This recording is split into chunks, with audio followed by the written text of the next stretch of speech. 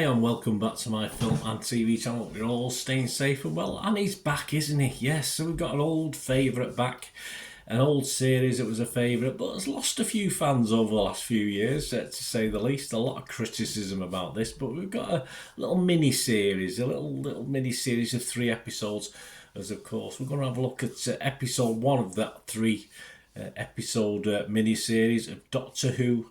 Of course, this is The Star Beast, was episode 1 of the new Doctor Who special that's come out for 2023. Christmas time, of course. So we're going to have a look at Star Beast today. Please, if you're new to the channel, push that subscribe button, push the bell notifications, everything film and TV, of course. TV, drama, sci-fi like this. Lots of different things. Jump on board, spread the word, be great to have you. Who knows? I mean, there's a Christmas quiz or 2 coming out this year, so Doctor Who might be a good one, mightn't it? And remember the good times as well as the bad times. We'll have a look at that. Guys, you can give us a like, give us a thumbs up. Much appreciated. Leave us your comments about Doctor Who. I know you usually do when we've touched upon it in the past, so it'd be great to see what you think of this reboot, I'll call this one. And I think most people are optimistic after watching this first episode. There's no actual Rotten Tomatoes or Internet Movie Database ratings yet, but I've just been looking at some of the critics, and they're generally positive on this one, which is a good sign. As I said, it's one of 3 2023 specials of the British sci-fi television series, of course, airing to celebrate the programme's 60th anniversary. And this aired, and the first one, Star Beast, aired on the 25th of November. It's now available to watch on iPlayer. And we've got another 2 episodes, one entitled Wild Blue Yonder. That'll be out on the 2nd of December. And The Giggle, that'll be out on the 9th of December. I'll have a giggle about that. The specials were written by Russell T Davies and will mark the start of his second run as showrunner, having served in the role, of course, from the start of Doctor Who's revival in 2005 until he left in 2010, and most people thought he'd gone backwards after that, but perhaps not so odd ones. There were some good ones, a lot of not so good ones. The specials are being broadcast on BBC One as normal in the United Kingdom and Ireland, and on Disney Plus. Yes, Disney Plus have got the rights internationally to this, so you'll be able to watch it on there.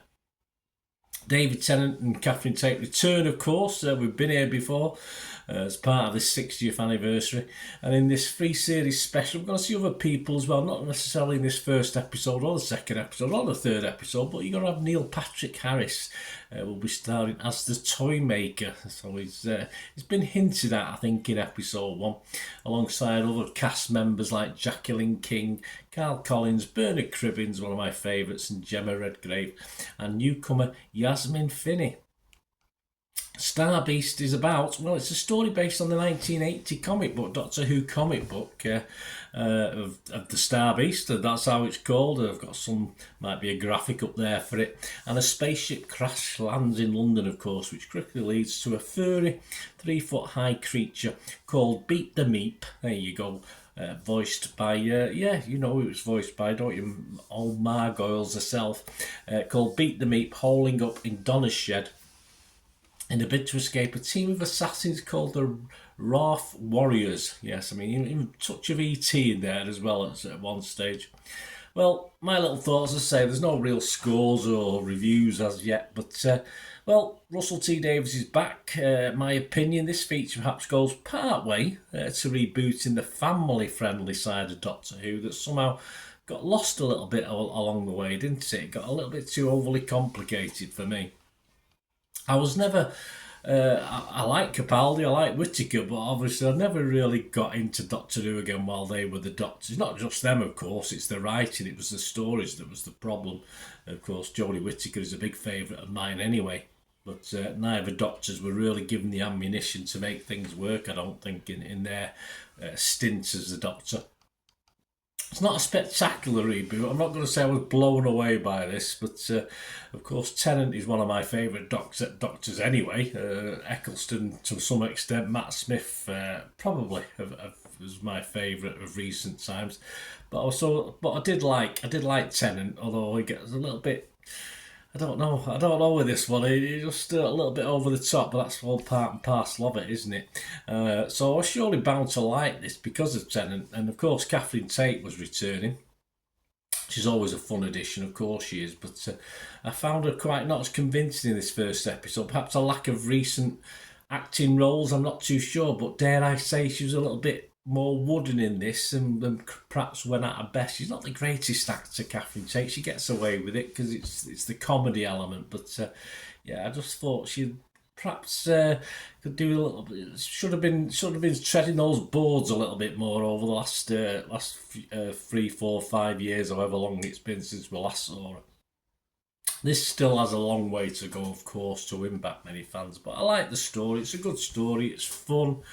Bit of a twist in it, which I probably saw coming, but yeah, it's a start. It's a start. Of course, many fans, although still watching it, I don't think they ever desert Doctor Who. I think you always go back and hope the next episode's going to be something better. But it's certainly, in the Chibnall years, it's certainly lost a lot of its following as far as positivity is concerned.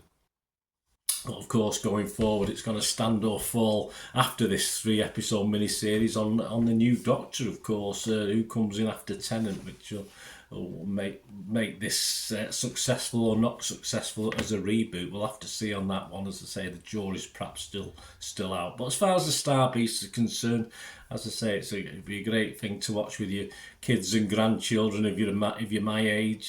Just good fun if you like science fiction, and I think it sort of works on that scale, which is good to see, because that's what Doctor Who is all about. It's about a family experience, isn't it? And it lost its way on that over the last few years.